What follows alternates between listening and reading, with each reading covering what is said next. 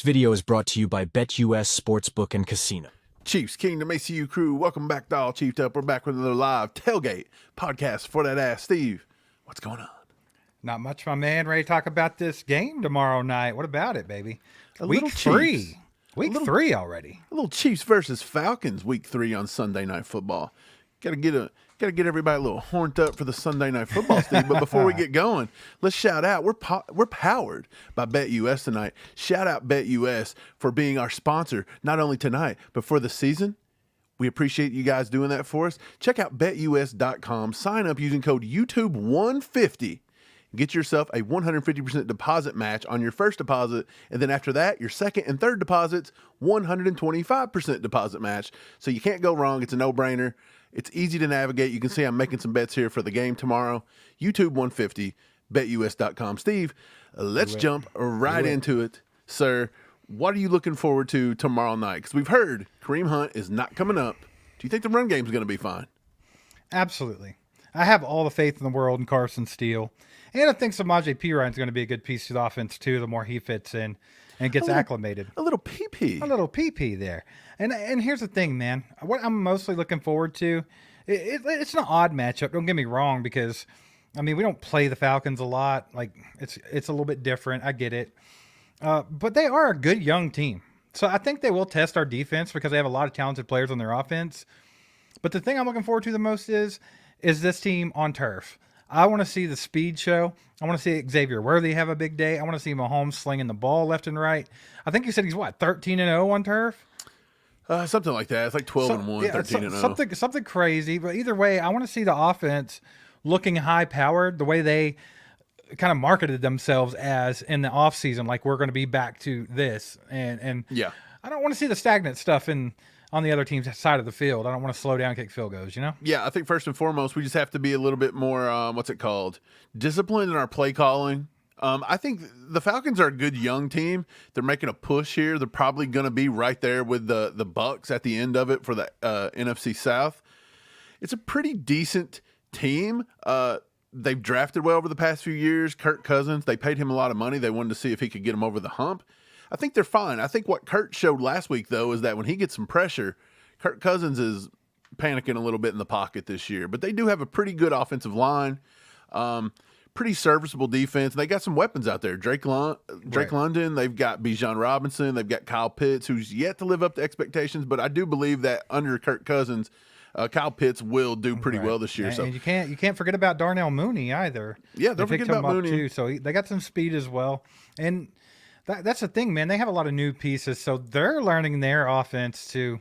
So, I mean, you never know how they're going to be this week. I mean, they could be taking a step in the right direction too. So I think it'll be a good test for our defense. Yeah, I was hoping they'd get that win last week over the Eagles. You didn't want Kirk Cousins and them going in at home, 0-3, coming in with the Chiefs. I felt like they had to play with a little bit of a chip. But getting that big win over the Eagles last week, not last year, so it felt like a year since last week. But it's getting that little bit of a win kind of maybe gives them a little bit of confidence going into this one. They're like, hey, look, we can beat a team that was in the Super Bowl and was in the running last year. Kansas City has shown some injuries. Kansas City has shown a little weakness in the red zone. They've showed some flaws early on. Maybe we can take them. And so I don't think the Chiefs should take this one lightly, and I don't really think they will. Right. I don't either. Real quick, before we go on, I want to thank you guys for being here tonight on the tailgate, baby. It's going to be a fun game tomorrow, so let's have some fun talking about it. But do us a favor, hit the like button if you haven't already. And if you're new to the channel or just stopping in, we'd appreciate you hanging out, getting to know everybody in the chat. We got a group of cool people, but hit that subscribe button, hang out with us more often, and all that good stuff. Yeah. Steve, we wrote that this could be the game that the Chiefs offense explodes. Why do you have that feeling? I want to say because of the turf and the speed and all that, but it's not just that. I think Kelsey, he's got to come out eventually. Kelsey's going to, he's going to join the rest of the team in the 2024 season this week. Okay. Yeah. And I'm not saying he hasn't done anything, because Kelsey has done nothing but be a decoy essentially and block a lot. He's had good games. He just hasn't put up stats. So I think this could be the week that him and Mahomes get clicking a little bit. I think Carson Steele could I think he did a little bit in the preseason, but he can kind of introduce himself to the world this week as a starting running back. UDFA. I mean, Yeah. I think he could get out there and really open some eyes because Carson Still's like a human highlight reel. I mean, even his first run last week, he jumped over a dude. Like, Yeah. I just like how the kid plays with intensity. I want to see how this offensive line does. I think Kingsley's probably going to be starting more than likely. I want to see how he handles Judon and see if he can get his footing back under him after getting rocked by Trey Hendrickson last week. Yeah. You mentioned Travis Kelce. Can I show you a little something? I dug this one up. I looked at the Chiefs tight ends receiving grade through 2 games versus man versus zone. Kelce leads the team. He leads the NFL, 84.4 against man coverage. But look how bad he's been against zone, 43.7. Which is out of character. 72nd ranked tight end in the league against zone through 2 weeks. Very uncharacteristic. Noah Gray, an 82. Kelce was first in the NFL, and Noah Gray was third in the NFL versus man. That's nice. They should be like, I felt like Mahomes should have been eating here with these tight ends, and he's not really utilizing the tight ends too much early on. 51.9, 54th in the NFL for Noah Gray. Jared Wiley, 57.6. He was 27th, and then he's he's the best versus zone. 53.4 out of all 3 of our linebackers. Wiley is scoring the best versus zone. But this is what they're all pretty weak versus zone, though. You can see that man-to-man linebackers eat a little bit. Zones are kind of mid or below mid. The Falcons, Steve, 3rd highest zone coverage in the NFL so far between 2 weeks is what I found and dug up there. So will Kelce be able to eat? That's the thing. If they go to the zone and Kelce don't get out of this 2-week slump of not being able to beat the zone, 72nd highest rated. Can you even name 71 other freaking tight ends in football? Can you name another tight end in history that's been better against the zone in his career? So okay. That's my point. I think like you look at things like that, and then you'll see a little thing here or there that they can improve on, and that's something you talked about. A couple lives ago. I think it was the last public live we did. 3 things that the team could work on going into week 3, and you start digging into the tape and you dig into this and that, and you find those things like this, and it's like, okay, cool. So actually, they've been pretty damn good against man. So we know Kelce is a guy that can absolutely roast the zone. So it's only a matter of time, bro.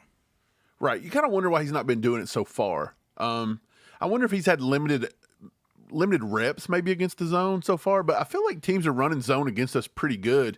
I actually did that with the wide receivers. I'd done that with, wide receivers versus man versus zone. Did you know against man, Rashee Rice is a 71.2. He's the highest on our team, and he's 31st in the NFL versus man. So our receivers are not getting open versus man. We alluded to that last week as well. Xavier Worthy, only a 60.1 grade, 64th in football. Juju, 55.2, 99th in football. And even worse, at the very bottom, Justin Watson, a 51.5 grade versus man, 125th ranked wide receiver in football versus man coverage. And it don't get that much better through zone. Rashee Rice, 17th in the NFL. Justin Watson, a little better, 63rd. Xavier Worthy, 73rd. And Juju at 116th. So kind of what we were saying last week. This offense isn't clicking. These receivers still aren't getting open. Here we are 2 games in. 2 games in. These receivers really aren't helping Mahomes out a lot. And when you're adding those extra pressures in there, that may be why he's taking more sacks this year with less pressures than last year. Yeah, I could see that point. But, I mean, it's still so early in the season. It's really hard to kind of pin it to that. Like, I think that these receivers are obviously more talented than what we had on the team last year. So I think it's definitely going to be a more high-powered offense than we had last year. I think they'll be more efficient. But it's getting things to click, right? You got a lot of new pieces there. So, and I mean, it goes from the top down at that point. I mean, Matt Nagy's got a lot of new pieces on offense to work with. Same with Andy. And then on defense, Spags has a lot of new pieces to work with every year. So I think it could take a little bit to get things rolling. I think the receivers are going to be just fine, man. Once they get a heavy dose of Crocky J on the ground, I mean, he's going to beat the guys to death just like Pacheco does. Do you think they're going to commit use to that run Crocky game, J? open it up? I think you have to somewhat, right? Especially, like we said, they're playing on the turf field. That's usually a higher speed game. The main thing from that is we want to make sure everybody gets out of Atlanta healthy. That's the main thing. So do what they got to do to take care of that. But I don't know, man. I think that this could be a game where they could really open things up on the offense. Right. I see in the chat a lot of people are saying our wide receiver coach. That's probably the reason. People are on Connor Embry. I get it. He's young. But Andy and them had a whole offseason to evaluate. They brought him back. If you say that he's the reason some guys aren't producing and not developing, then you kind of have to give him credit for developing Rashee Rice. That was a pretty good development last year. So correct. And there's give and take. There's yin and yang there. I think like there's so many different things that you could try to pinpoint that would whatever. But to me, like, and of course it's just me. What do I know? But like it looks like to me a lot of the routes that they're running, the packages that they're putting in, Mike, we saw a lot of plays last year and we saw it early this year. It's like times when like there's 3 receivers on one side of the field and they all run dead routes. Yeah. Like there's nothing. It's like what was that? Some of the play designs are very passive. Weird. And it makes Patrick become like a one-dimensional quarterback where he looks at his first read, which was a knock. Mahomes can only look at one read and go. When his first read's not there, he has to bail out to Kelsey or nothing. They've been saying that. But I think a lot of that's the play calling sometimes. Yeah.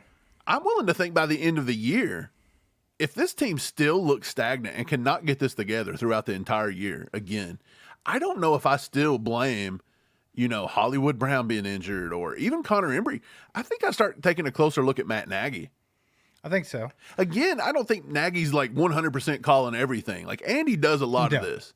Absolutely but the not. team did feel different, and Patrick felt like a much different quarterback when Eric Bieniemy was back there than he has so far with Matt Nagy. He's looked a lot more just tame. It's like they're not cutting him loose. He doesn't have a lot of confidence.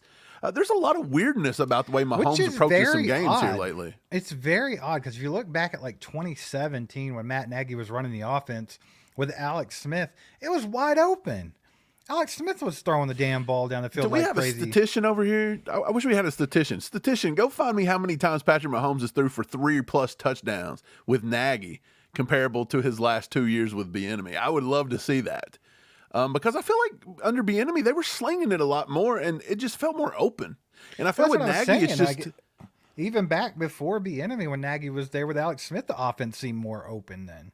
Yeah, it did. Like, I feel like it's just been this last year. And the weird thing is, we all wanted Patrick, the whole too high safety. This has been a whole thing this week. Mel Kiper and everybody saying to ban the too high and this and that. Dude, let me tell you a little something. The too high, by the way, Tony Dungy got the too high from the Steelers back in the 60s and 70s. This wasn't something created, okay? They've been running this crap for 50 and 60 years. These quarterbacks are supposed to be the best of the best athletes, the best play callers, the best everything. We're faster, we're stronger, everything.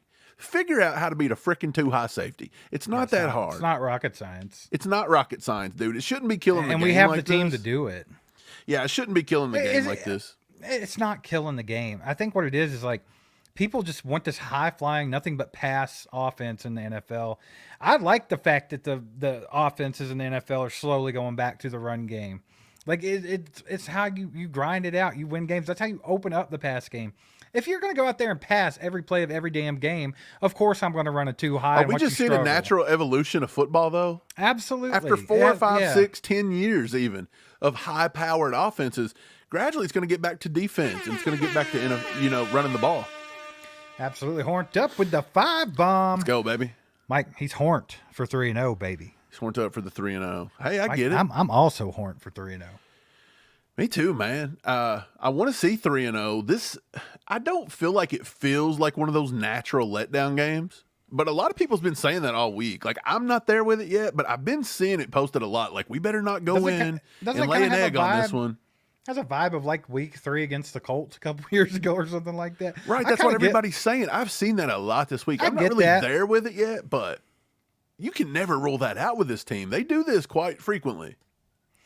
Right.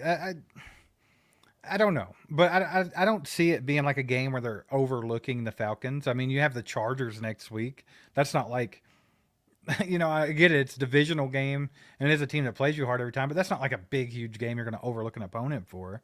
Like, I don't know. I think it's all about Andy having the guys ready to go. And I mean, just like last week, man, I think intensity is the key. I think that's the key of every game. Can you have everybody ready to go, ready to play?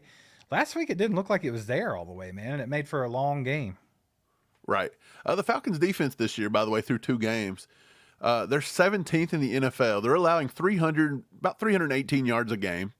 They're giving up the 11th most points, so right at about 20 points a game, 19.5.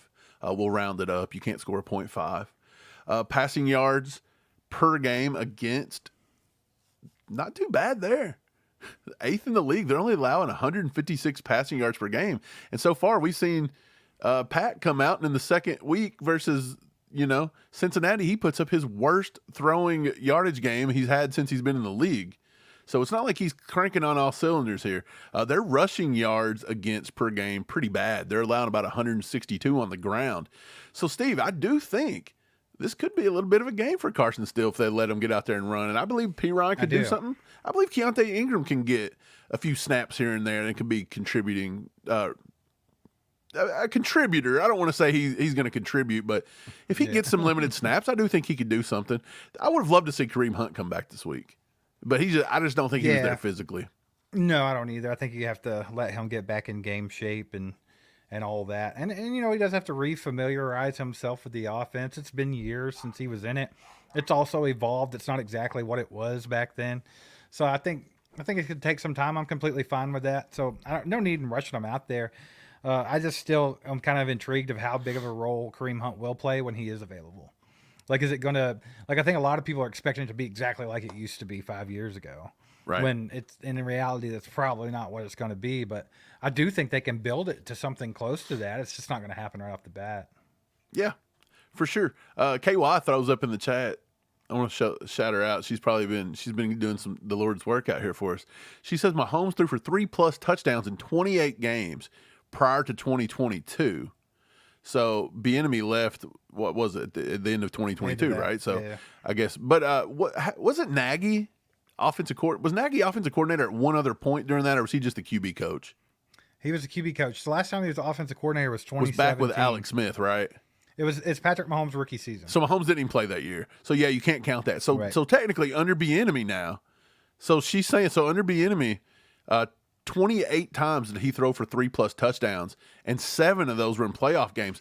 I feel like it's been a minute since we've seen that. He's not had that many. I would be willing to say he's had less than, I'll say 7 to be safe. I bet it's less than that. It doesn't feel that since way. Nagy's been here. He's got a small sample size, right? He's only got about 17 games. Right. Our boy Steve-O with the 5 freaking gifted. Let's go, Steve-O. Let's go, baby. Appreciate you, my man. Good to see you. If you guys get one of those, make sure to thank him in the chat. Steve-O. Welcome to the ACU crew, by the way. But growing it, doing the Lord's work. Steve-O. He's back, baby. Dude, I think a lot of people are ready for the game tomorrow. I know I am. I kind of like the Sunday night football game. I feel like the Sunday night football game's a little different than like the Monday nighter. I feel like the Monday nighter, it takes a little too long. It's an extra day. I don't want to have to deal with it. Yeah. Sunday night though, I feel like it's got the that same. It's the prime time vibe. Right. Like it's the prime time vibe. They get the same amount of rest now. They don't have to lose a day's rest. I kind of like it. Yeah, I do too. Joe E. Appreciate that, though, Steve-O. You're the man, bro. Joe E. says Patrick's best year, he had a good running back that could catch the ball. Should the Chiefs draft a running back higher that catches the football? I think that's what they tried to do with Clyde. Honestly, that's what Clyde's MO was. Not just Clyde, but it was only a year ago, maybe. The kid they tried to draft that Detroit drafted before them. I think they were seriously looking at him. Jahmyr Gibbs? They were looking at Jahmyr Gibbs instead of Felix. Yeah, I think so. Wasn't that the same draft? Yes. There was a lot of smoke being blown that Andy and them were going to take the running back in the first round again because they wanted Jahmyr Gibbs. They thought he could do a lot of Jamal Charles stuff. Jamal Charles, yeah. And Detroit didn't allow it. I think that was a smart move by Detroit, to be honest. Could you imagine switching Jahmyr Gibbs out for Felix right now? Like how different this team would be? There's no way they were going to get that. I think the Lions ended up taking him like 10. Like higher they took him in the first part of the draft, but yeah. All right. But I'm with Bucks Tech, man. It's funny. They did draft Clyde for that, and they never used him that way. Ever. It's so odd.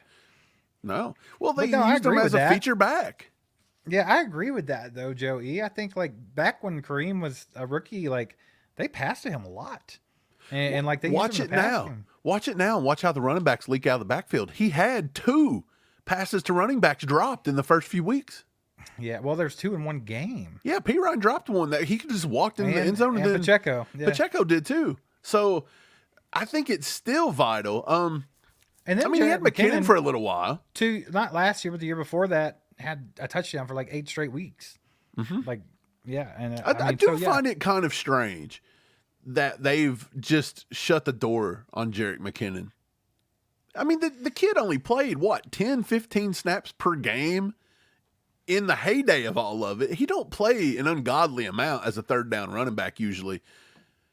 You don't think he could have been vital for just one more year, considering we don't have that?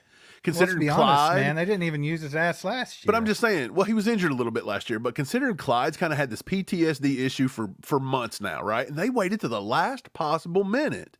And then they jumped all over Pirine, which rightfully so, they had to. But their offseason was UDFA, Carson Steele. Congrats. That was a great one. But going and picking up a rugby player and trying to turn him into a running back, like, I just didn't feel like there was any. Right. There was no go get us a running back kind of thing, baby. The thing with Jerick McKinnon is, though, you're talking about a 32-year-old guy that has been through a lot of injuries. And you said, like you said, even last year, he was struggling with some injuries. Steve, I'd pay him league minimum to have him on this team. I think he's league minimum worthy just to put him in the locker room. Let guys like Carson Steele and them learn from him. I can't argue with that. But I do think that they're going to be just fine at running back. But yeah, it is kind of weird though, Mike, because when Pacheco went down, me and you had the conversation like, man, Kareem Hunt. Everybody's always going for Kareem Hunt, but will they ever do that? Right. Like that was a conversation. Like we kind of thought that bridge had been burned. They've had several opportunities to go after him. The Chiefs kind of made that known that the bridge was burned. Right. I mean, there's several opportunities they had to get him back, and they just were not interested. So that was the first person we discussed, and then right after that, it was, hey, what about Jerick McKinnon? They'll probably have him back in here. It's weird that they went with a long shot, right? I guess, but I feel like they got themselves in so much trouble by not having any urgency during the offseason.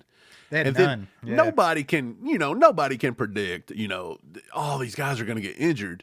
But I mean, Pacheco runs like a raging bull, and he's only missed 2 games in his career. But the way he runs, and the fact that he had some offseason surgery, and just this and that and everything else, it's like you need a very solid backup for him. And Prince just wasn't it. They give him 2 full years and 2 full off seasons, and Clyde was hum-hoing around with his injury, and again PTSD.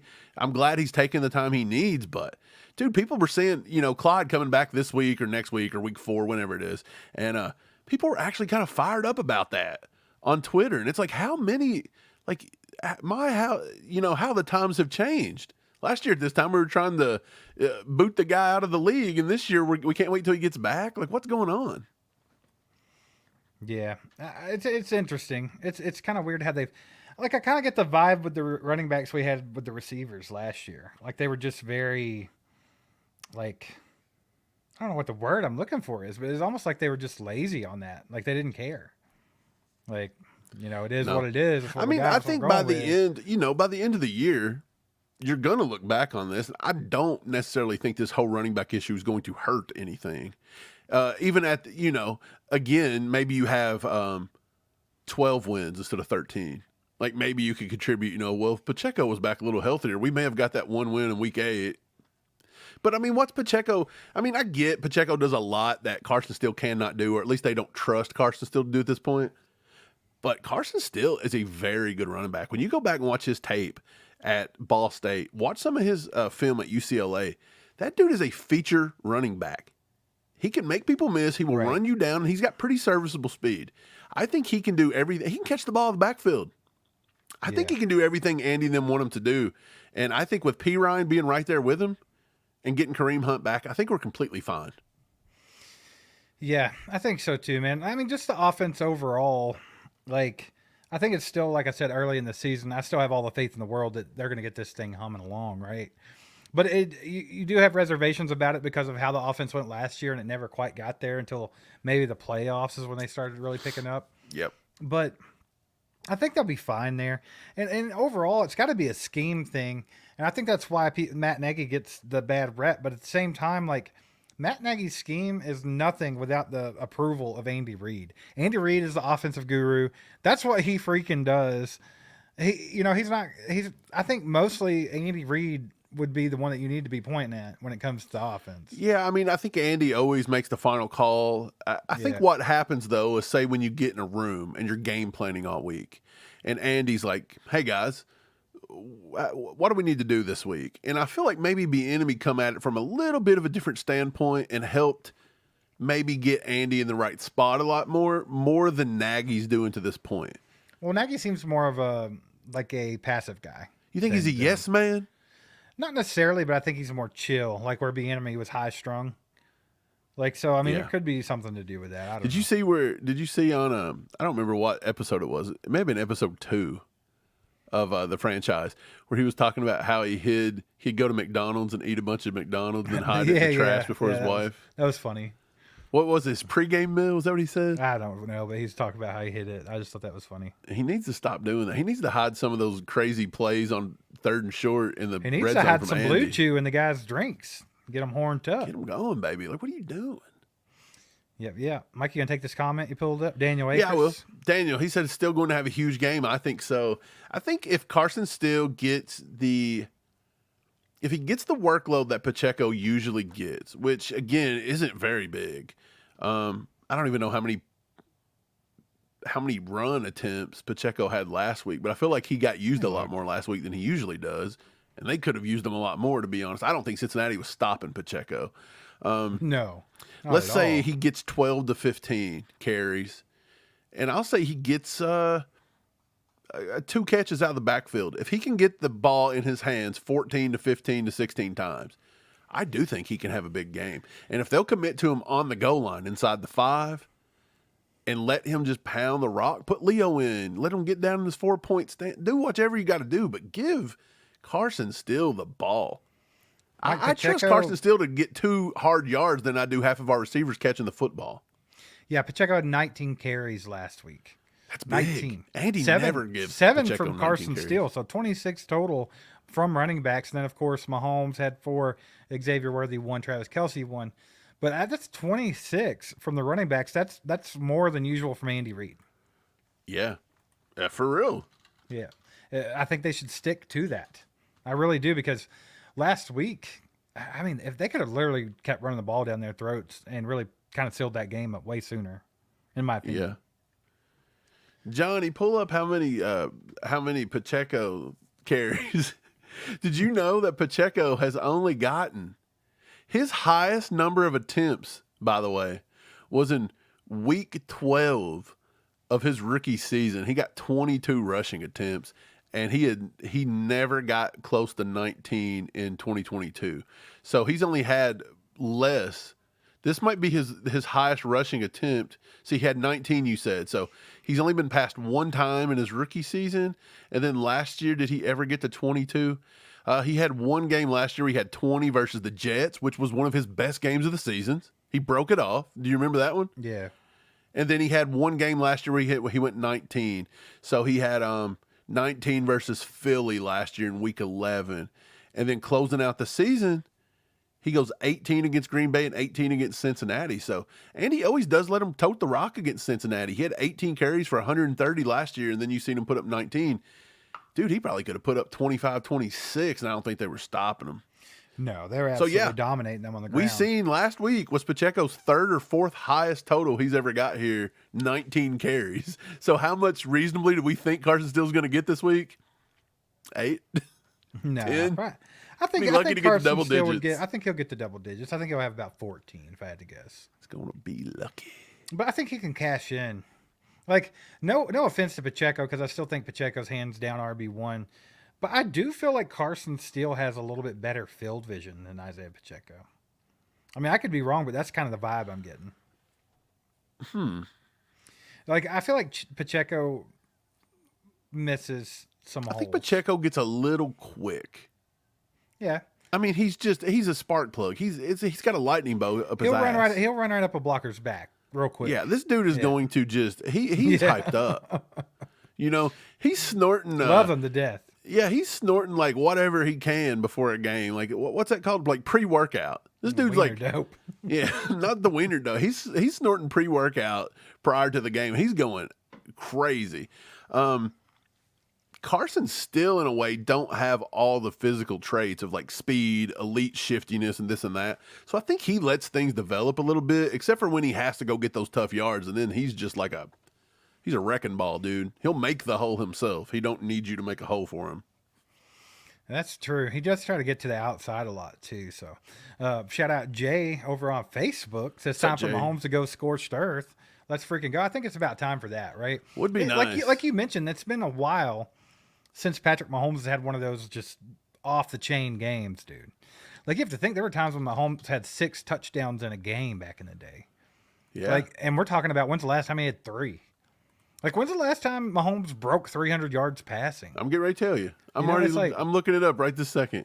So, I mean, Mahomes in a nutshell has been kind of like a percentage of himself. I don't know how to say it, but like he's definitely not hitting that ceiling. He's hit 300 a few times. So last season, he hit it in week 2 versus Jacksonville. He had 305. He hit it in week 6 versus Denver. He had 306. The very next week against the Chargers, he put up 424. That is the only time that he put up over 400 yards. That's the kind of stat lines I want, baby. And then in week 15, 305. So he only broke 300 4 times, and he broke 400 once last season. But when it comes to touchdowns, Steve, 3+, he had 3+ only 2 games last year. He had 3 versus Chicago. He had 4 versus the Chargers. That Chargers game last year, he was 32 for 42, 424 yards and 4 touchdowns. He did have a pick, but 4 touchdowns to a pick, I'll take that pick all day long. We need more games like that Chargers game. Yeah. I think they're coming, bro. I think they're coming. Like this offense in a, by all measures is a better offense than last season. Isn't it very odd though that Mahomes, for the most part, all last season with Nagy, we'll just say with Nagy, Patrick Mahomes is this is his average, because every single week, he only had 5 weeks last year out of 17 games in the regular season. He only had 5 games where he didn't throw a pick last year. How crazy is that? And I know a lot of it wasn't his fault. They're bouncing off of stone hands, everybody. But right. Still, it counts as a pick. And so his average is literally like 2 touchdowns, 1 pick. 2 touchdowns, 1 pick. Like, so that's he gets kind of over what the stat line's been a lot, over. Man. Yeah. Hey, he's going to come out of it, though. He's going to snap out of it. It'll be okay. Horned up with the freaking 10 bomb. Let's go, my man.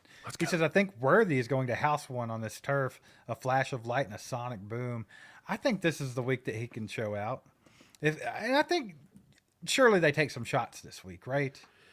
Steve, I've watching all 22, man, and this goes with that this is perfect. Thanks for the 10 and appreciate. I didn't mean to take that off. Did I take it off? All I was doing was scrolling down, and I must have hit a button, but here we are.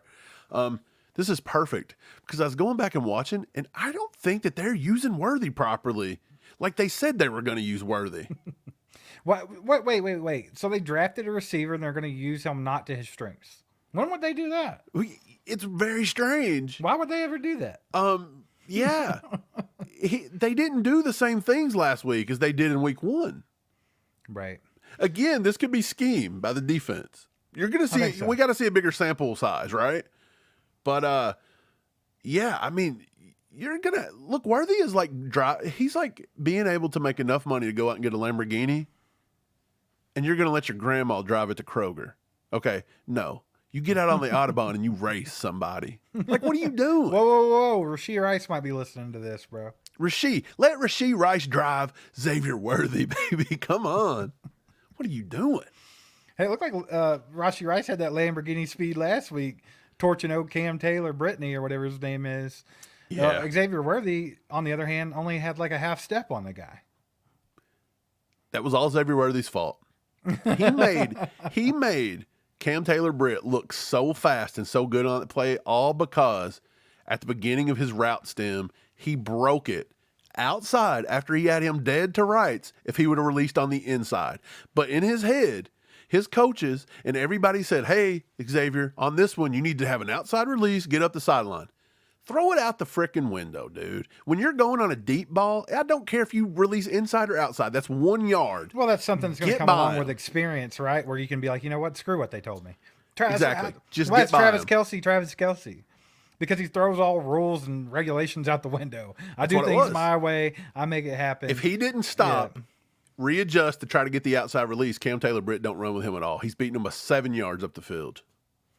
Yeah, I agree. I think we'll see some more of that this week, though. Now they do have a decent secondary, so I don't think they're just going to run rampant. K. Wayne is right too. Patrick did not throw that ball out in front of Xavier Worthy. Oh, it's definitely he underthrew that ball by 5 yards. At least. At least. With Xavier Worthy's speed, You could argue more.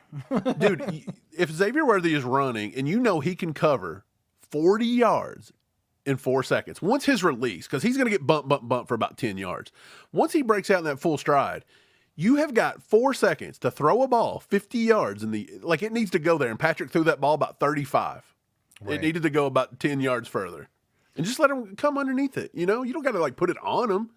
Let it run under it. That's what he did with Rice. Perfectly thrown ball there. That's what Xavier Worthy does. Is he tracks a deep ball, right? So he tracks it. Make him do it. Get him on the Royals. They're struggling right now. Man, it's a bad time to be struggling because are they going to make the playoffs? They're holding on, baby. I think they're like the number 2. Steve, they've lost every game for the past month. It seems not that bad, but it does seem that way. It was the last 6. They pick. I think in baseball they take 3 wild cards from each league, and they're in the second place. Get it together, though. You don't want to be. What are you doing? Like you're walking ass backwards in. All you gotta do is get in. All you gotta do is get in, baby. That's it. Just make it in. Horned up with the 5 bomb. Says one of their corners is old Mike Hughes, old friend Mike Hughes. Mike Hughes. We should be able to torch him.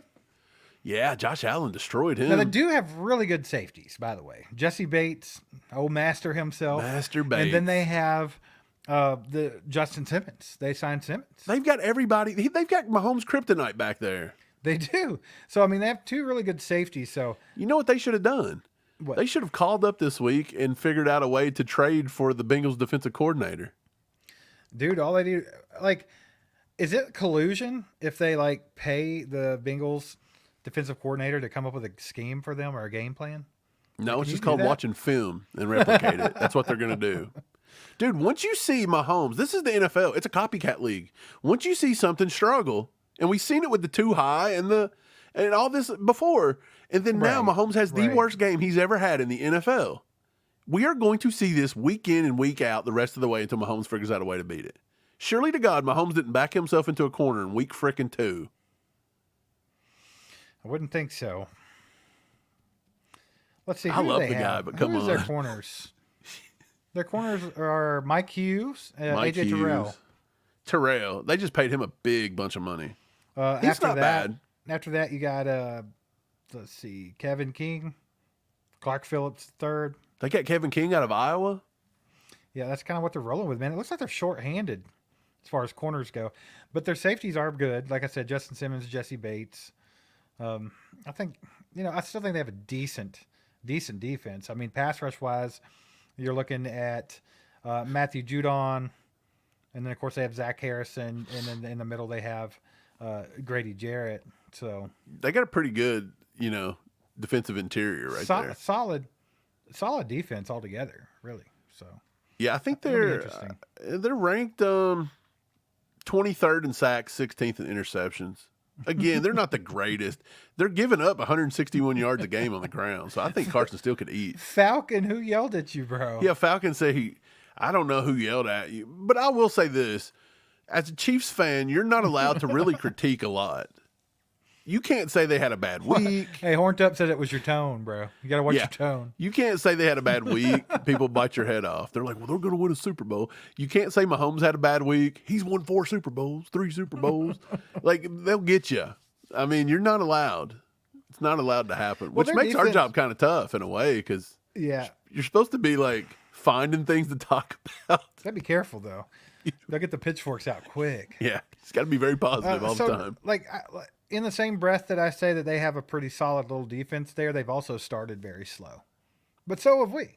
I think our defense has started pretty slow. Our defense has started slow, but I will say quick start out of the gate, in my opinion, for Jalen Watson. I thought he's had a very good season so far. I think Chamari Connor had an okay game week 1, but he turned it on last week. George kind of turned it on a little bit more last week. Chris Jones has been okay. Felix has sucked. Leo, he's been the other big surprise. Drew Tranquil, by the way, has been the biggest disappointment on our entire defense so far. After watching all 22 of Drew Tranquil, he looks just lost. That's the thing, though, Mike. If you were to tell me before the season that we're going to have one guy in offense and one guy in defense that is going to start slow and not be themselves, I would be 100% okay with you telling me that was going to be Travis Kelce and Drew Tranquil, because those guys are both professionals. They're both great football players. And they'll get it together, right? And they're going to get it together. So Yeah, nothing to worry about there. Like if it was other guys, you'd be like, damn, this isn't good. But with those two, I don't even sweat it. Who else could you say? Well, I feel like Justin Reed's kind of started a little bit slow, but again, he missed a lot of time, so he's probably getting his legs back under him. Right. I think our defensive line could pick it up some. Defensive line needs to get after Kirk Cousins this week, in my opinion. Felix has got to get it together. He's now 3 games. This will be his 3rd game into his 2nd year. When does the kingdom turn on this guy? I mean, they've already about there, but Who? the little weight, we're like one pebble away from everybody just like shooting this guy into that Who stratosphere. Felix. Oh yeah, that's any day now. I think they've already started, bro. But like I'm gonna hold out hope for the kid. It's second season, but man, it's not looking good. It's not looking good. Let's just put it that way. Hey, Alicia asked, did Tranquil have a new role? He was fiery at camp. He was, wasn't he? Yeah, he was like getting, he was going at it with some of the running backs. Him and Pacheco had a little fun. Steve, the time we were at camp, he was fighting with somebody up the sideline. Remember that? Who was it? Him and Kelce would get after. Kelsey? They were getting after each other. It was not like fights, but they would get after were each just other. having a good, very physical. But at the end of the play, it was high five, like handshake. Right. I do think maybe Tranquil's doing something a little different this year. Maybe they're putting more on him. We guessed that last week, maybe. Like maybe he's got a little more. He's trying to decipher, and he's thinking a lot more. But once he gets it and he starts being able to process it easily, I think he's fine. Right. What do you think about this, Mike? Peter says the Saints are going to be a good team this season. What do you think? Can't argue with it. Obviously, they started off hot, but at the same time, like it's still the Saints of last year, in my opinion. Like they haven't changed a whole lot. So, like, what's the difference here? I think the difference is just I don't know. Derek Carr. I think Derek Carr's been kind of like he's not been pressured and he's more comfortable.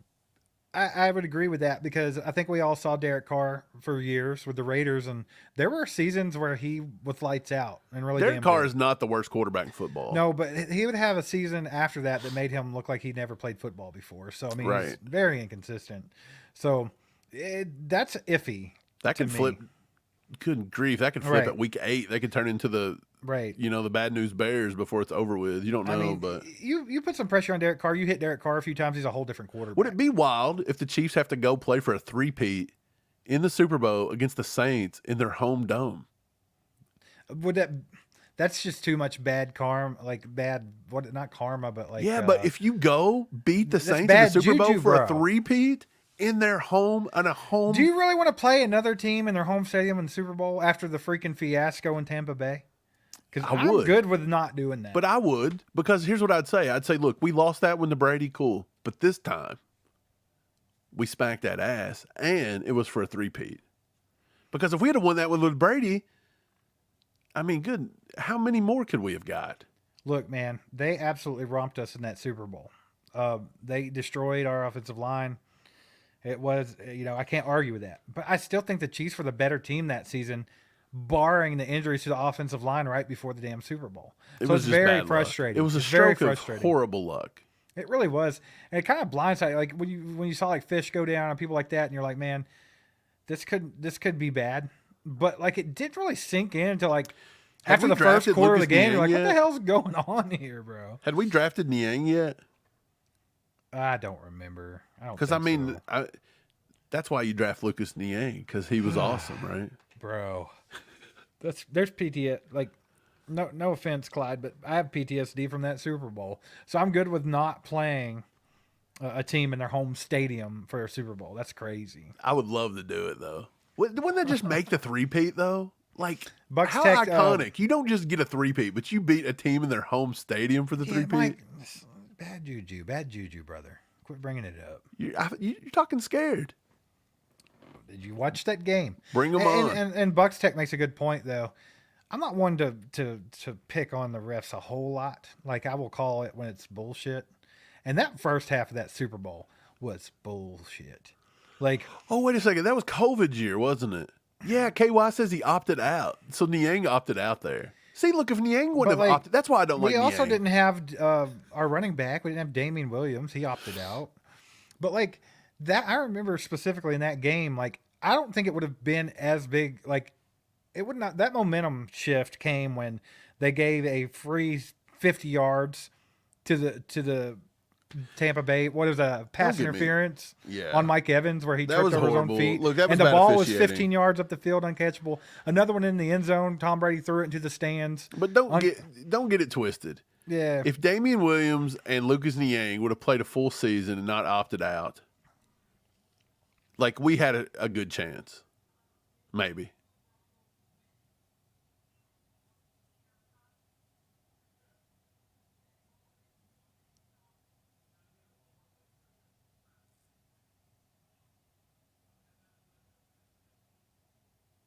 I can't do it. I can't do it anymore. I was trying to see who was going to crack first. And I wasn't cracking. Mike, you know that was the dumbest statement you've made in a long time. No. You did it on purpose. No. Shut up, bro. Here's what I want to say. I want to say that Lucas Niang and Damian Williams opting out of the 2020 season was one of the stupidest things I've ever witnessed in life. That's two grown adults. Oh, yeah, that was absolutely dumb, by the way. I agree, but that doesn't make a difference, I don't think. You don't think if Lucas would have been in there, maybe he gets a little better that season? We're talking about Lucas Niang, bro. I think he sucked from the beginning. He did, but he missed the whole season due to COVID where he didn't get better. He don't get better when he's there. That's true, too. So I'm just saying. But the O-line was totally. I'm just looking for a reason to rip on Lucas Niang. Yeah, it was decimated. That's a good word right there.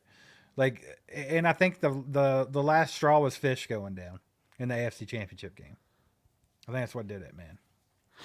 They just teed off. They just teed off on Mahomes the whole game. Well, it didn't hurt that they just got every freaking call under the sun for the first 20 minutes. Yes, and then like I think another big momentum shift was that penalty on Honey Badger after Tom Brady was talking. Yeah, trash. come on. See, they wasn't going to call nothing on them. Like there was that like game, a look, they huge wouldn't talk momentum about being shift right scripted. Go back and watch that one and tell me the Chiefs get all the calls. Get out of here with that. Right. And also the fact that they just magically had a mediocre season and made it to the Super Bowl in their home stadium. Oh, Nikki said that Damian Williams stepped aside because his mom had cancer. Is that it? Is that why? I thought it was for COVID. It might have been both. You know? It was probably COVID, and then he I can tried to make it look respect better. that, though. Yeah. What's up, Shane? Good to see you, bud. You missed the members only the other day. Hey, we had the good members only the other day. It was fun. Mike, who won the Justin Ross jersey? Who was it? I don't remember now, but they didn't write us.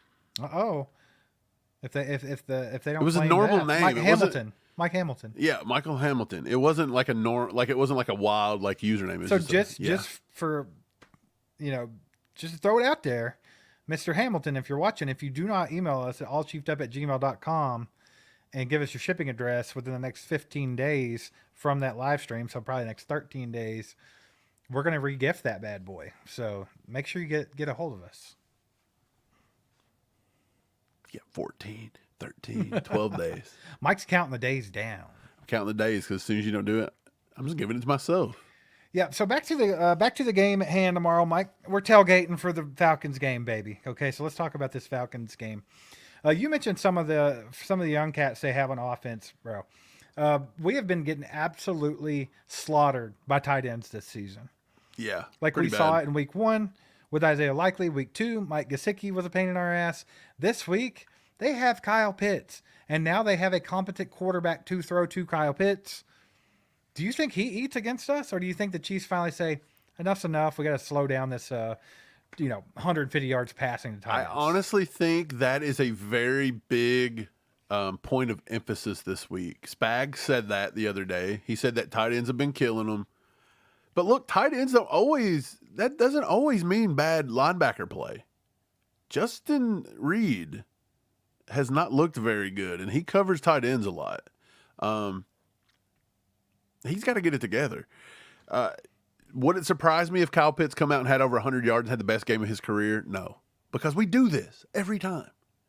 It could be a backup quarterback from frickin' Schlong State, okay? And he'll come out and the dude will throw for 400 yards and 6 touchdowns. We used to do this all the time. Not so much under the Andy Reid era. Is there just a schlong? Like you know how there's like Kansas State?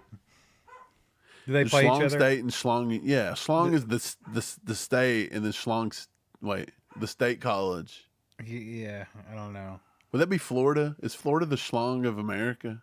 No, that's Chris Jones. Truth. Let's go. We didn't throw up our first ever 2024 away game of Chris Jones flying into the stadium. Oh yeah. We haven't done it, but we're not going to this year. I think we're more mature. We're not going to talk about schlongs and horns anymore. Yeah, we have to grow up, you know. You got to throw up. Well, I mean, throw up. I'm going to throw up. You're going to throw up? Okay, okay, Mike, give me 2 matchups that you want to watch in this game. Or you don't even have to be matchups per se, but like 2 keys like that you really want to watch to this game. What's going to make the difference? Schlong A&M, baby. What's the A&M stand for? I almost said something. Let's not crazy. get into it. I almost got wild there. Hold Two on. matchups that you're saying 2 matchups to watch? Like 2 matchups, 2 keys of the game. Like, what do you want to focus in on? What do you think is going to make the biggest difference in this game? Big difference. Is Andy really going to rotate these left tackles? Absolutely not. He better not. He Just go Kingsley. That seems so stupid. And you're also going against Matthew Judon. Don't do that. Don't do it. Don't do it, Andy. This sounds like a freaking horrible disaster. Don't do it. Don't do it. Let Kingsley. I don't care if Kingsley gives up 3 more sacks and 4 more pressures. Who cares? Just let the guy work. Let him learn. Let him get the crap kicked out of him a few games. That's good for him. Yes, it builds character. Why can't we just let somebody get the crap kicked out of them? Right. I think that's definitely Guess something what? that needs to happen. If Judon beats the crap out of him this year or this week, Mahomes will beat the crap out of him at halftime because he's going to get tired of it. He's going to go there and kick him in the schlong or whatever, you know? So do what you got to do. But look, that left tackle versus Judon thing is huge. And then the other big one is Kelsey. Kelsey's got to get open. He's got to do something. Agreed. I like that one. I think that, to me, that's the 2 biggest things. Protect Mahomes better on the left side and let Kelsey eat a little bit. I think once Kelsey gets more involved, I think all these bad wide receiver numbers versus man versus press or versus press man versus, the other coverage zone, I'll get it out in a second. I think once Kelsey gets around and starts doing something, that's going to open up everything else. You know what I mean? Because they're opening up stuff underneath for Kelsey. Kelsey's yet to take advantage of it to this point. Right. So what a weird idea we thought that was going to be, you know? Just go deep and let Kelsey eat underneath. What happened to that? Dude's eating his cereal. Yeah, I haven't seen a whole lot of that. So, okay, so one of the things I want to bring up that I think's like a key to winning this game is our pass rush. So their offensive line is not the greatest in the world. They have a pretty good interior offensive line. They got a good interior. They have Matthew Bergeron at left guard, Drew Dahlman center, and then Chris Lindstrom at right guard. So they have a pretty good interior. Caleb McGarry is not a bad right tackle. I think he grades somewhere around the 69 mark in blocking right now, as far as PFF goes. But on the left side, they have Jake Matthews, who's been getting absolutely toasted this year. I think it's time for our pass rushers to show up and do something this week. He's left tackle? Yeah, put some pressure on Kirk and just let them fall apart, bro. Well, look, Kirk Cousins has struggled against the blitz. So will Spag come up with some crazy blitzes this week? We have not seen a lot of that this season yet. And the one time, the only play that sticks out in my mind where we actually had some kind of a cool blitz package was where I think it was Chamari Connor got a sack that like sealed up a game, basically. I don't remember if that was the first week, I think maybe, against the Ravens. But like you haven't seen a whole lot of that this year. I think they need to bring the heat.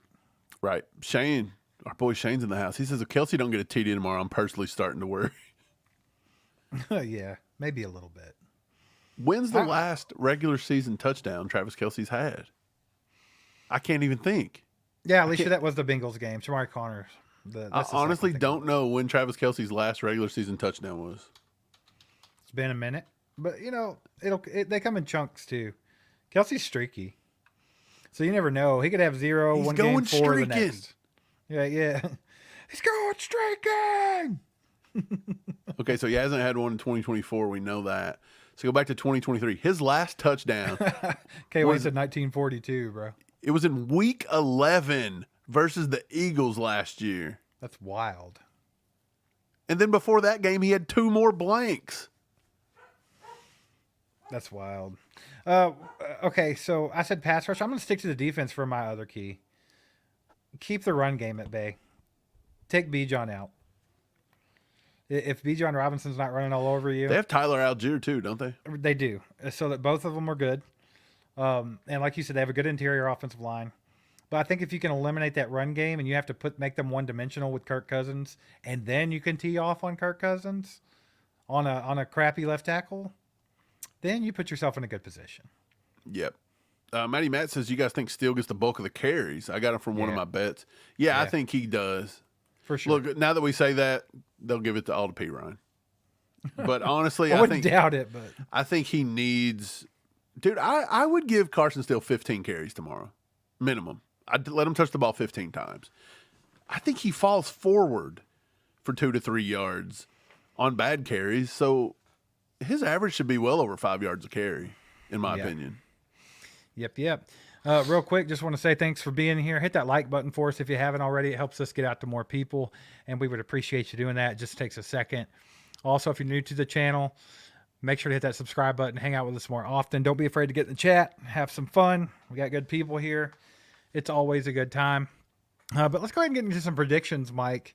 And I want you guys to do the same. So in the chat, I want you guys to start putting some predictions in that chat. I want to see some scores. So everybody go do that.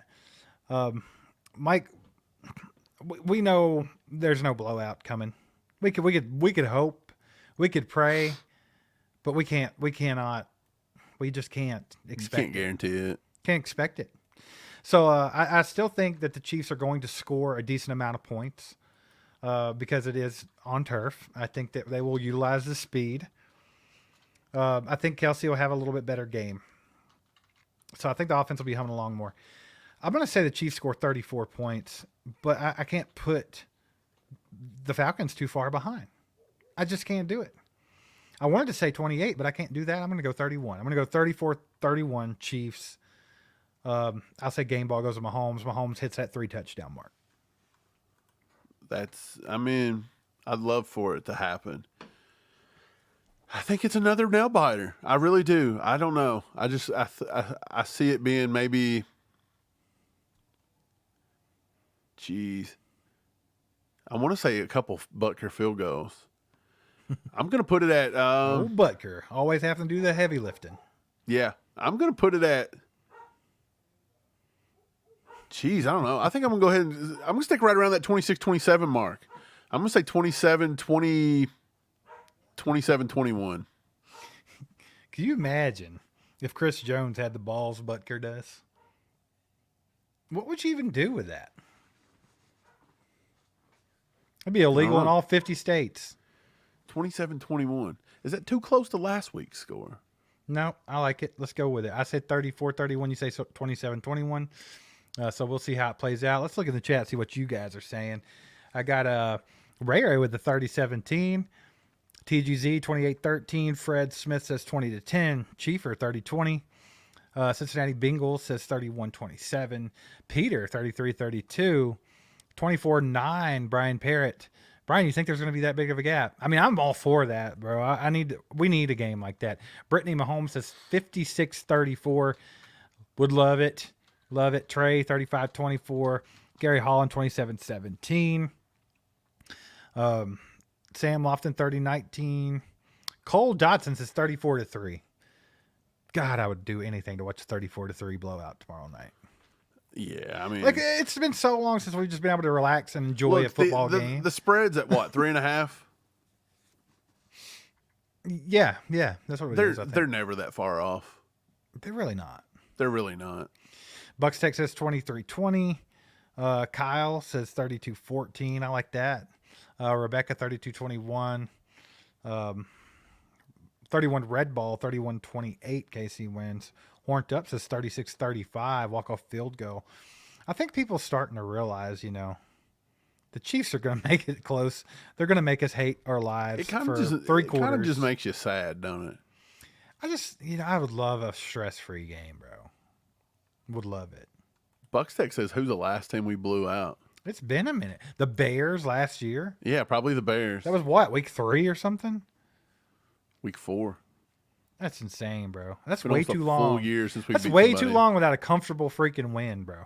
That's a lot of stress for a fan base. They're really gonna have to start doing us better. I feel like we support the team more than any other team in this on the planet. They have the best fans in the game. Okay, Chiefs Kingdom, they are the best sports fans. And how do they repay us? With high blood pressure, stress, and just outright ruining your Sundays sometimes. Now, they do reward us ultimately with the Super Bowls, and we can't argue with it. But do they have to make it so hard on us? Why you got to make it so difficult, buddy? Man, why you got to do that to us? Yeah, look, I think you're right. 41-10 was the last one. This is why our point scores last year. We had a 1-point loss. We had an 8-point win. Then we beat the Bears by 31. A 3-point win over the Jets, the lowly Jets, a 3-point win. 7 over the Vikings. 11 over the Broncos. And then we beat the crap out of the Chargers. That was the game Mahomes went off, 31-17. I'll take that. The Broncos then beat us 24-9. We beat the Dolphins by 7. The Eagles beat us by 4. We beat the Raiders by 14, so that was a pretty good one. I'll count a 14-point game as a blowout. So I'll say 31-7 there is pretty good. I went 3 scores, though, you know? Yeah, we lost by 8 to the Pack. We lost by 3 to the Bills. We beat the Pats by 10. The Raiders beat us by 6. We beat the Bengals by 8. We beat the Chargers by 1. You never get to just enjoy a game, bro. I guess, would you count the NFL gotta be wildcard round stress. versus the Dolphins blowout at 26-7? That was actually. 19 I felt points. like there was never a doubt in that game. That was one of the games this last year that I watched, and I felt good the whole time. 19 points. So we'll count that. We'll say that one. So look, last year we'll say they beat the Dolphins by 19 in the wild card. I'll give them 31-17 over the Raiders on November 26th. I'll count that as a blowout. I'll count the Chargers as a blowout, 31-17, and the Bears at 41-10. Like, of course you want to see more 41-10s, right? Mm-hmm. But you're taking 31-17s all day. Yeah, I think so. But yeah, I would love a comfy win. That would be absolutely great. But real quick, just want to shout out our sponsor of this live stream, BetUS, the best sports book known to man. Get over to betus.com and sign up. You'll get a 150% deposit match on your first deposit with the code YouTube150, and then deposit 2 and 3, you'll get a 125% deposit match.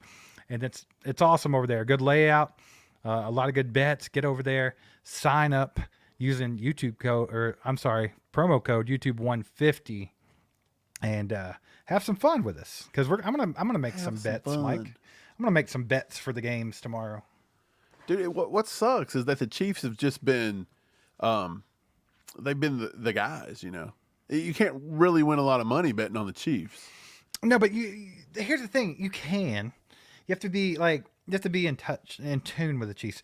Like, I guarantee You got to be Elon Musk. You got to put down billions. I tell you when I would be looking $12. at. I tell you when I would be looking at, guys.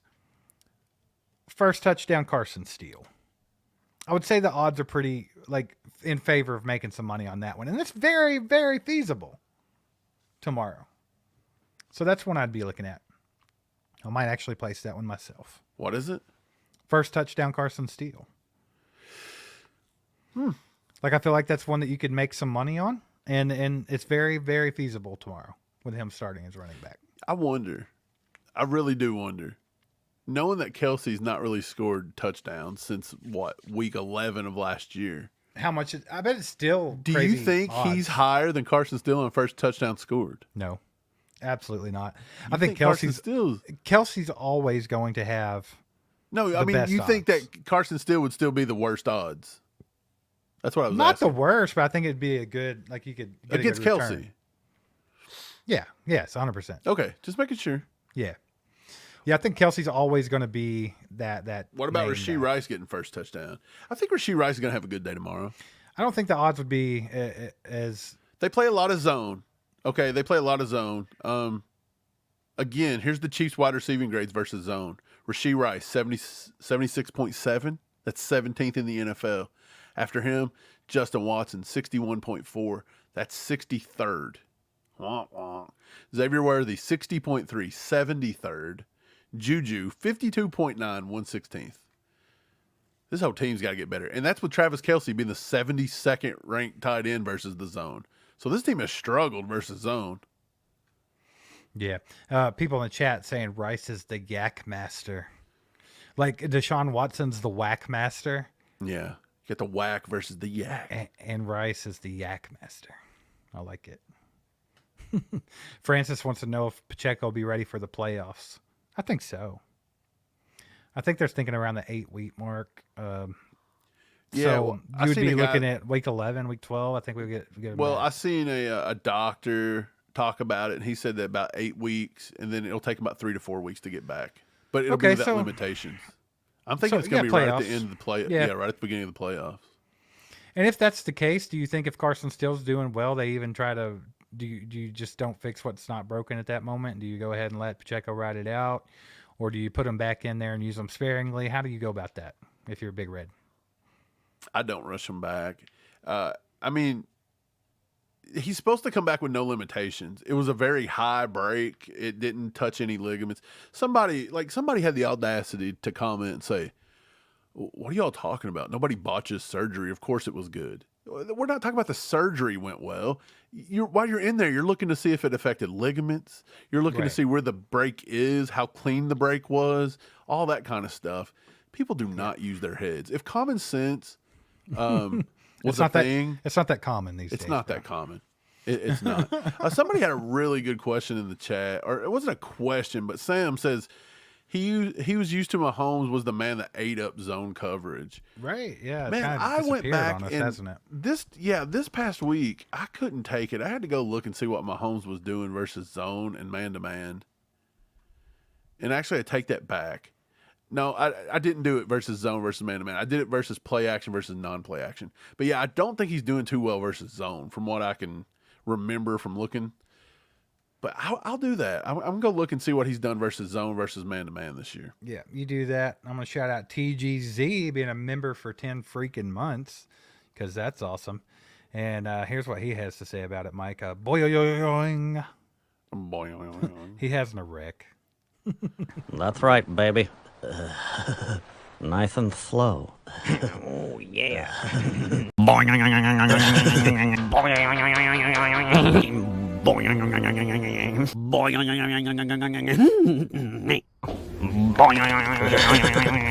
He has an erection. Yeah. Did Beavis and Butthead give you enough time to find the stat you were looking for? Oh, heck no. Come They on. could be talking about boners for an hour and a half, and you can't figure this one out. Heck yeah, man. That's awesome. Let's see here. No, you didn't miss Where is K. Wayne, hippie. But by the way, we're all tied up now. We had a little exclusive members only Where in the World's K. Wayne, and I hit it. I hit the nail on the head. Y'all missed some of the worst cheating going on. It was not cheating. There was no collusion. Okay. There was no collusion. 31 Red Ball says, will Juju catch a pass in this game or what, Mike? Like, when's Juju going to get utilized? Man, that's like, I don't know. I feel like a lot of things are odd this year in a weird sort of way because, like, you haven't seen a lot to Kelce. Juju's also that reliable target that can move the chains. You haven't even seen them hit. I mean, he had that touchdown there that just got broke up a good defensive play, but you really haven't seen much of him. It's like, it's been kind of odd. It's kind of been the Rashee Rice show, to be quite honest. Yeah, look, he may get it. He's not getting a lot of routes, to be honest. He's not getting a heck of a whole lot. Let me see. I can tell you how many routes he's ran. It's not much at all. Yeah, he's ran. Juju Smith-Schuster has ran in 2 games 15 routes. So he's been on the field for 15 passing routes. That's pretty crazy. What's the deal with that? Is that them slowly leaking him back into the offense? Is it something to do with his knee? Like, what do you think that is? I don't know. Because when he came to Kansas City the first time, I just don't think he's in the utilized quick and often. he's just not a top 3 receiver right now. Like they're giving all the snaps to Justin Watson, Xavier Worthy, and Rashee Rice. Is Justin Watson really a top 3 receiver though? He's had horrendous stats. Like he's not done well at all. Well, Rashee Rice has run the most receiving routes at 51. Travis Kelce's ran 54. Okay, he's a tight end, obviously. Xavier Worthy's ran the second most at 46. And then Justin Watson's ran the third most at 34. Right. He's wide. See, I don't think that should ever be a thing. No shade to Justin Watson, but that shouldn't be a thing. So you think that Juju should be getting more routes than Justin Watson? Potentially, or even. I mean, he's not nowhere near as productive as Justin Watson's been. That's take that back. Like Juju when he was here was like triple. I'm fine there. I'm saying on the season in his 15 that's routes. What I'm saying. But I mean, if he's you're not won. He's won 0 routes. He has a 0% route win rate. Yeah, I also think that's a product of small sample size too. You know. I mean, maybe, but he's got 15 routes running, and Justin Watson's got 34. Another thing. Like, wait a second. Here's something that I've been wanting to bring up, Mike, and it's totally slipped my mind, but I want to bring it up now. And everybody's gonna laugh because they can almost tell. They can almost, if you know me, you know where I'm going with this because we're talking about receivers. Why in God's name did we bring back McCole Hardman? Oh, here we go. And why did we keep McCole Hardman? And they don't even use him in the offense. None, 0, zilch. What has he done? And then the worst decision maker ever in special teams. He is notorious for screwing up special teams, and that's who they're using as the kick returner and the punt returner. It blows my mind. I don't understand that one at all. Like, I don't get it. Like, what are we doing? McCole Hardman has played 1 snap in 2 games. That's what I'm saying. What the hell was that about? That was against Cincinnati, and it was a run blocking play. It just, dude, they should have let that sleeping dog die a long time ago. Honestly, Jeez. it should be Nico Remigio doing this. I think Nico. I mean, honestly, I'd rather see Sky Moore doing the kick returns, not punt. Don't get me wrong. I will never want Sky Moore to ever have to catch a punt. Does it matter though? Just kick returns and punt returns. I mean, well, punt return maybe a little bit, but kick returns don't matter. It does. He makes very terrible decisions. They're kicking them in the end zone every play, like we said they were going to. Bro, he managed to get a safety on a kickoff return in the preseason. Like, this guy will find a way to screw up something. He almost cost us 2 games the end of last year in the playoffs, making silly, stupid decisions on punt returns. Yeah, well. Like, I don't understand that one. That one blows my mind. I mean, Alicia says it's just insurance. I mean, that's bad insurance. They need to go to Geico. Yeah, they're insuring you that he's going to do something dumb. But yeah, I think it's Nico. I think that's your guy. Like, to be honest, if it was me, I would have already just moved McCole Hardman back to the practice squad, brought Nico up, and just said, screw it. Yeah. I mean, if you're not going to look, if McCole Hardman is not going to play but 1 snap in 2 weeks, Nico Remigio could be doing that. Justin Ross could be doing that. Right? Like, why did you have to have McCole Hardman doing it, who really probably has no future in KC beyond this year? Do you see them going back and locking him up long term after this year? Who? McCole Hardman. Hell no. So why is he here then? Exactly. That's my point. And Brian Gales, I wasn't saying that he's all around. Sky Moore's better than McCole Hardman. I wasn't saying that. I was saying, like, as far as kickoff returns, I'm not comfortable with McCole Hardman's decision. McCole Hardman and Sky Moore both suck. They do. Like, this year, they suck. They're neither one going to be that great if you're Cincinnati Bengals says Sky Moore was a wasted draft pick. What's the point of drafting him if they're never going to use him? I mean, first of all, they did try to use him, and he didn't do what they wanted him to do. And if they know what he's good at. Sky Moore has at least, though. McCole Hardman's ran 1 play. Sky Moore's at least took 15 snaps. I mean, that's a waste. You got a second-round pick that's taking 15 freaking snaps. That was just my point. I didn't mean to go on a Hardman rant, but, like, what was the point of bringing him back and, like, taking a spot up on the roster and everything if you're just not going to use the guy? Well, here's the thing. I think that actually we're getting what we wanted. We didn't want Andy and them to take 6 wide receivers and do the rotation thing. We didn't want them to take 7 and do the rotation.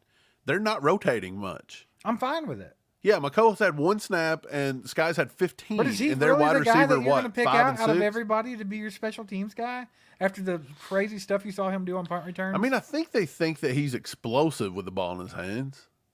They use him on gadget stuff, right? I'll say this. I think I saw more explosive punt returns from Sky Moore and Kadarius Toney in the last couple of years than McCole Hardman. Am I wrong? I mean, maybe. When's the last time he chucked off one? Should Kadarius Toney have stayed over McCole Hardman? If they're just going to use him to kick return and punt return, sure. I kind of agree with that. Yeah. If you're not giving, look, I even think in a pinch, say you get to week 10 and you need to play a wide receiver, I would have almost rather had Kadarius Toney over McCole Hardman anyway. Yeah, I mean, because you could go, well, KT stinks. KT drops the ball, blah, blah, blah. But McCole Hardman is a dropper too, guys. Let's not forget that. The dropper. He's a dropper. Does he really have a lot of drops? I feel like he does. Go look it up. Maybe I'm just wrong. I feel like Maybe I'm piling on here. I'm the guy that has to like do all the like Maybe go I'm look it up piling kind on. of stuff. Yeah, Mike, look that up for me. This sucks being the guy that has to look up stuff. Maybe I'm just piling on. I don't think you are. I think McCole Hardman's probably got at least what's he played? 7 years, 6 years? He's probably got at least 15 drops. It can't be good. 31 Red Ball wants to know if we're going to see Swift play this week. Taylor? The AI video, man, she was tearing up the Chargers. I mean, if she could play like that, then I'm all good for it. Get her in there. Sign her up. Oh my God. What? I'm the king, bro. I said he had 15 drops. He's got 15 right on the nose. Good call, brother. That's what's up. Got a good gauge of McCole Hardman. He likes to drop. Yeah. So you think the Chiefs? I actually read an article this week that said the Chiefs are in for trying to trade for a receiver before the deadline. Like, it was I read that. unconfirmed. Like, oh, this was our source, but I never could find where the source said it. So, like, not sure what the legitimacy of that is. But what do you think about that? Do you think the Chiefs think that wide receiver is something they need to be looking at right now? Because honestly, even with the injury to Hollywood, I don't think it is. Yeah, I don't either. I really don't. I don't think they're looking into doing it. If they're not even using the guys they have on the team, like you said, they're not rotating out. They're not doing this and that. What's the point? Like, I feel like I don't think they Rashee do it. Rice is a number one receiver right now, like by all metrics. Like he's that guy. Huh. So what do you need? I don't think they're going to do it. What was the big name that come out? Oh, Well, the big name was the kid from Carolina that they tried to get from the Steelers that we said a long time ago. Deontay Johnson. Well, I went back and looked. Deontay Johnson's not scoring very well versus zone and man-to-man either. I mean, I think he's like top 30. The big one that was floating around Chiefs Kingdom was, I think Chris Clark brought it up from Locked On. He said Amari Cooper. Yeah, he's so been that a was Cooper pooper for a while, huh? Cooper Trooper. A Cooper trooper. Honestly, I don't see think him the making any Chiefs feel like they trades need that, it. right? Yeah. But they may. I think you have to start looking. If you think the Chiefs are really in the market to go get somebody, and you think by the trade deadline they got to do it, I would start watching for some restructures coming up. If you start seeing some restructures here in the next few weeks, that might be an indication they may try to make a move at the deadline. But again, you don't need a big restructure to get a smaller type guy that Brett Veach will usually go get. Right? I think I know one that they could look at that no one's talked about. He's not done squat this year. And he was highly overpaid. Oh gosh, who? Christian Kirk from the Jacksonville Jaguars. But that's a lot of contract. They would have to. Are they going to eat every bit of it? They're not going to eat that. Jacksonville's going to have to eat a lot of it. Yeah, I don't think they're going to get rid of him. But do you think Jacksonville might want to be trying to get away from that? They overpaid the hell out of that kid. Well, yeah, but they're not going to eat it then. They're going to have to. Well, they ain't. So they're stuck. You think they're just going to leave him there to not do nothing? I mean, you're stuck with him at this point. Is it Are really there him not doing nothing, or is it just their offense and Trevor Lawrence just ain't him? Like, why'd you pay Trevor Lawrence so much I don't know. money? I think another guy that they could be looking at is Terry McLaurin. Terry McLaurin would be a good one, but we've spouted this off for years, and Washington has shown no signs of ever getting rid of Terry McLaurin. I think they like him too much. Are there any other guys that you can think of that no one really thinks about that the Chiefs could be targeting? It's hard to spit them off the top of your head. It really wouldn't surprise me if the Chiefs didn't try to make a play for Tyler Lockett. Yeah, I could see That was rumored in the mean, offseason. Well, you have seen Jackson Smith and Jigba really pick up over there in the last couple of weeks, and him and DK's kind of doing the bulk of it. So I could see that. That would be. Well, it was rumored anyway. Another one maybe. Oh, man, I can't really think off the top of my head. Maybe Chris Godwin from the Bucks could be another one. Yeah, I think he's going too ham over there, bro. Like Godwin's having a year. Is he? Is he doing really well? Yeah. Yeah, well, I just know he was like a trade target before Godwin's the season. officially back over there in Tampa Bay. Like he's So he putting is up more back. numbers than Mike Evans right now. Yeah, well, they're not going to get rid of him then. Right. I honestly think that kid that Washington traded, Jahan Dotson, would have been a nice pickup. That would have been a nice little target, right? For what, a 4th round pick or something? Like 7th rounder or something They stupid. swapped like a 4th and a 5th or something. Yeah. I don't know, man. We'll have to wait and see. I don't think they're necessarily going to be looking at it, but I think if something made sense, I think Brett Veach is always exploring options. Kyle says Adam Thielen. Look, Adam Thielen wanted to come here. Yeah. Out of his own words, he wanted to sign here last year, not in Carolina, and we wouldn't have him. It's just strange, right? What a stupid. In hindsight, we needed him last year. If he was on our team last year, we probably didn't have any wide receiver issues. Yeah. Dude, I feel like Brett Veach hits a lot, but I feel like he misses some of the obvious ones every once in a while. Thielen would have been a good pickup last year. I don't care how old he was very productive, and he did it with Bryce freaking Young, who's now on the bench. Okay, he stinks. Thielen wanted to come here. They took a look at the kid that the Chargers ended up grabbing, the running back. Lo and behold, they were looking at him this offseason and decided to pass on him, and here we are needing running backs. So, I don't know. Like, I guess it's just one of those things where you just can't predict the future, but as a GM, that's kind of your job. You have to kind of try to predict the future. Right, man.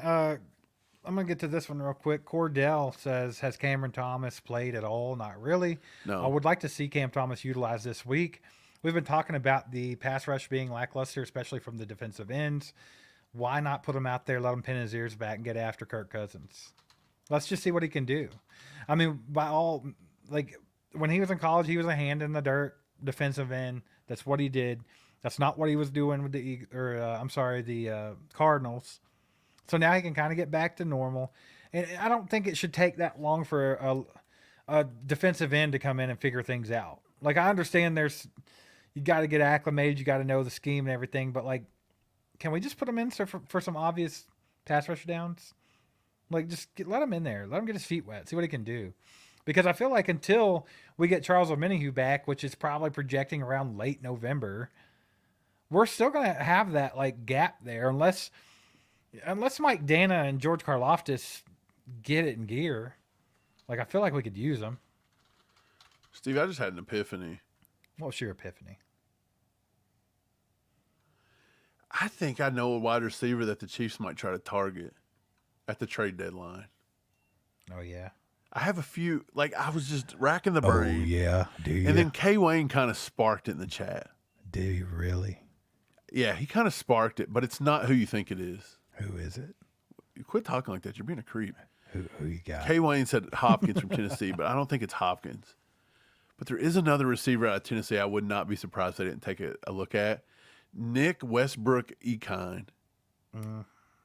That is a kid that I could see. He's on a fairly cheap People brought deal. up Trey Burke, too. He has 160 targets, 10 touchdowns. He's a bigger guy, 6'2", 215-ish. He can kind of run that. They probably get him for cheap, especially with Will Levis. He's got a hyphenated last name. I mean, come on. Everything about it says Brett Veach. You're right about that. Dude, if the hyphenated last name don't sell it, I don't know what does. It's just a kind of no-name guy that wouldn't really spark anybody's happiness. Isn't that what they do? I'm going to start doing that just randomly. Yeah, I don't know why you were doing such a weird creep. Because you had an epiphany and you're being weird, so I thought I'd be weird, What too. do you mean I was being weird? I was telling you about my epiphany and you're saying, Aha! I got what's it! wrong with you? I don't know. I saw somebody say in the chat, do you think like they'd be looking for like a cover linebacker as opposed to a wide receiver. No, they're rolling with their linebackers. I think so, man. Their linebackers are deep across the board. I think so. I think they got a really good linebacking core. I think they'll get that defense will mesh. Give it time. We always kind of not but like, now it wouldn't surprise me if corner is not looked at. I could Don't know see it. why, but they're still talking corner. They're talking about Well, I mean, you saw Josh Williams not living up to what he should be doing. You've seen Najee Johnson getting cooked out there. Jalen Watson's, I think, has played pretty admirably. Jalen Watson looked good. I like what he's done. Josh Williams looked good in week 1. He stunk last week. I heard that they are literally saying that they're trying to gear up for Jonathan Jones. They're trying to trade for Jonathan Jones out of the Patriots. I don't I'd know. read that I guess the we'll other see. day. I guess we'll see. Oh, John It's Jones. so hard to predict things like that, you know. He's been in the league for 9 years, though. Doesn't that just feel like something like way too old for Oh, Veach? John Jones. Is he fighting the UFC? Yeah. Thought so. He's a tiny guy, too. 5'9", 185. I don't know why this was a thing this week, but yeah, people were saying that John Jones and the Chiefs were looking at him maybe before the deadline. Yeah. I don't know who threw that out there. Probably some slap nut. Definitely an old slap nut. That's for sure. Well, Mike, let's wrap this bad boy up. We appreciate you guys being with us tonight. Pretty horned for the game tomorrow. We get at the primetime game. We're on the turf. Let's get out there and let's get this offense rolling, baby. It's time to open her up. Yeah. Put some damn points on the board. Let us have a game where we Yeah. don't have to stress the whole time. Let us have fun this Sunday, Kansas City. Yeah. For the love of God and all that's holy. Do you feel? Please. Look, where's Chiefs Kingdom? I feel like Chiefs Kingdom is not bought into football just yet. We're here in week 3, and it does not feel like a lot of Chiefs fans are like into slowly it yet. trickling back. Yes. Yeah, like what do we got to do? Are they starting to get so what's it called? Like babied that they don't even pay attention anymore to the playoff push? I don't know. Last year around this time at the beginning of the season, we would be hitting almost 1,000 people in live People were streams. fired up, and just This not year a lot of it's, people's too fired up This year this it's year. looking a little stagnant. Is it because the Chiefs not giving them nothing to be pumped about? Chiefs got to get out there and put some damn points on the board. It's kind of strange. They got to put some points on the board. I got to get people horned up, bro. They got to insert the blue chew into the football. Okay? That's what they got to do. And I think they could do it this week. Like, I have to predict a close score. That's why I said 34-31. But I do think they could open up a little bit and give us something this week. Spoiled. Okay, Wayne. Spoiled. Yeah. I think Yeah, I don't know why. I just don't feel like there's a lot of Chiefs Kingdom like back rip roaring and having a good time just yet. I feel like maybe we're it's going too after early. a damn three-peat. You think Where people is are waiting? everybody? You think people are waiting until the weather switches over a little bit? We get back in the fall swing of things. Spoiled, not yet horned. I agree. And you know what? Maybe it's the weather change. It's the weather change. Maybe they're waiting on the cool It's weather. too damn hot for foosball right now. It was 90 freaking degrees today. Dude. Unreal. It's I like went it's for the a first walk, day. Isn't and the it felt day like I was in the technically the first day? rainforest. Is the day the first day of fall? I don't know. Technically by calendar, and we're out here sweating. Yeah. TGZ with a 5 bomb, Let's baby. He go, says, baby. don't need to be fired up. I'm horned up from the AC. Dude, I seen a new commercial. It wasn't Blue Chew. It was called Sparks. Oh no, we got a new one. If Blue Chew ain't going to sponsor us, then we're going to Sparks. Can we go back? Can we go old school and just get Viagra it? I remember. Hey, Should we get a Viagra sponsor? I don't know if you want to go Viagra. Quick story, completely off subject, guys. So bear with me Oh, here. geez But it's a good Louise. story. So back in the day when I was younger, I used to deliver pizza, What's up, Dalton? and there was this one guy who was a veteran, and he was disabled, and he lived alone, and he had like this man cave out in the back of his house, and that's where he spent all of his time. It was literally just recliner, a mini fridge full of beer, giant TV, watching sports. Man, that's what this guy did, and he would order pizza all the time. And when I got there, he didn't want to let me leave. He wanted to have a conversation. I always felt bad for him because he's by himself, as an old vet, you know. So I'd sit and try to spend about 20 minutes just shooting it with this guy, right? But he would always tells me these stories about how he was trying to bang chicks and he would talk about how he's old and he would call it Viagra. I got to try that Viagra. It was great. Anyway, that's enough of that. But I could tell you some. I could tell you some. I don't know. That's what I thought about. Sorry. Shut up. What? I said shut up. I knew it was coming. Yeah, I was waiting on it. TGZ, thanks for the 5-bomb, brother. Steve, yeah, I went and looked it up. The first day of fall is tomorrow, Sunday, Okay. September 22nd. Let's go. At 8:44 in the morning. Why is it at 8:44 a.m.? Starts the new day. I don't know, but it better freaking not be 90 degrees tomorrow. Why do just old farmers have almanacs? Do they get together and say, look, we're going to write a book this year. We're going to write an almanac. Do you like the word almanac? Understand. Like all the farmers get together. Right. Did that say old farmers almanac? Yeah, the old one. The new farmers ain't writing an almanac. They're blogging or something. What is an almanac? That reminds me of like sack. I don't know, bro. I don't know either. That's weird. Hey, so shout out my son Dexter. It's his birthday today. Dex. The big how old's 1-4. Dex now? The big 1-4 baby. He's 14. Isn't that Dude, weird? I am so old. We are old, bro. It's 14. very strange. But It's yeah, insane, dude. that's pretty cool though. I mean, Dexter turns 14 and it's fall tomorrow. The weather just better. Today was bull crap by all measures. It was too hot. Dude, it was so hot. I tried to go walking, and I swear to you, it was like walking through a thick, wet haze. It was gross. I had to come home. Nasty I went and walked for Kentucky 20 humidity minutes. we I had to talked come about home and the jump other straight day. in the shower. I just couldn't take it. Disgusting. It's disgusting. Didn't want to walk to my car. It's freaking disgusting. Steve, we're going to get a win tomorrow. I said 26. Hell yeah, baby. 21. Is that what I said? 26-20? 26-21, something like that. There's 26-20. Yeah, sure. 26-21. You said 41-3. 34-31. Secretly in my head, I'm saying 41-3. Oh, come on. There ain't no way. You've 41 been to predicting a 3. blowout every week. I said 34-31, bro. Well, that's good. but 41 to 3. I'm glad you didn't pick a blowout. You've picked a blowout every week since. 41 Were you right? I want to go back and watch last year versus the Bears. I bet that was the one game you picked close. Maybe. It might be. But yeah, 34-31, bro. It's not picking a blowout. That's another Butker. Is Butker kicking it at the buzzer again? No, I don't think it'll be like that. I don't think it's going to be that dramatic. They're going to shank one at the buzzer to tie? Nah. I think we'll have the ball. We'll be nailing it out. Up You're 3. nailing it down, huh? Yeah. So nailing Chris it down. Jones closes the game out on 4th down. Oh, yeah. And then Mahomes comes out and puts that knee in the dirt. Oh, yeah. Kay Wayne says his middle daughter turns 22 tomorrow. Shout out Kay Wayne's middle daughter. Nice. Let's go. She got the day after Dexter's birthday. Bucks Tech says you September's got got it. some free tickets to watch Cowboys Ravens tomorrow. Do you think the Ravens get that first W? I wouldn't go watch a Cowboys Ravens game if you paid me to do it. Whatever. If you had a free ticket, you Would might not go. do it. You wouldn't go? No. Do you imagine the amount of ignorant people you're going to be surrounded by? That's the best part. You have For 4 hours? You have no dog in the fight. You're going to kick your feet up and watch everybody be stupid around you. And it's like, I just get it, but- relax, have a good time, watch a football game. You know how much bad football you're going to have to watch?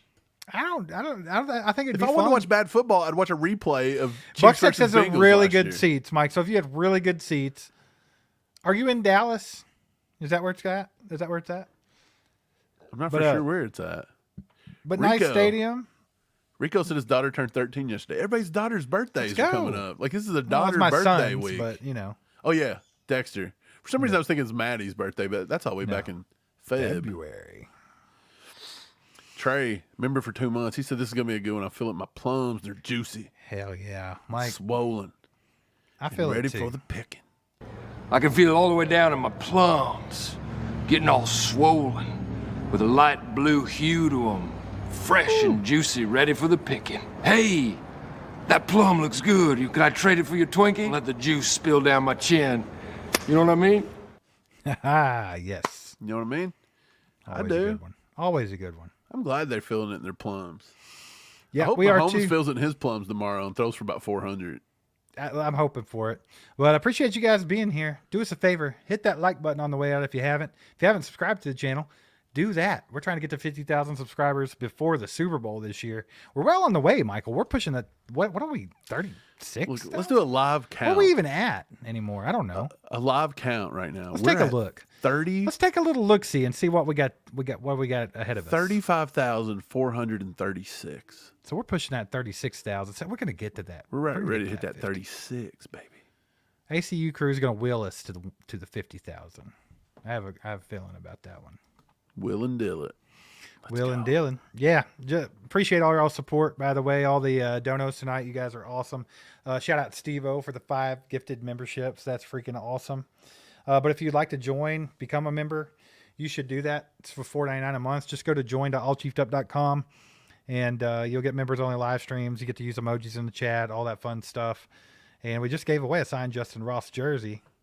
We don't have picked out what we're giving away next month yet, but it's going to be something else cool like that. So if you want a chance to win stuff, do it. To it. Next month, I'm just going to give away a signed Mike hat. Signed Mike. I don't think anybody's signing up for the signed Mike hat. Oh, if you guys sign up, though, if you sign up to the top tier, I'll give away my no, it won't. You're Just not. kidding. You're not. You're lying to everyone. I am lying to y'all. Anyway, y'all have a good night. Appreciate y'all. Let's have some fun tomorrow. Go Chiefs. There goes a sight from my soul.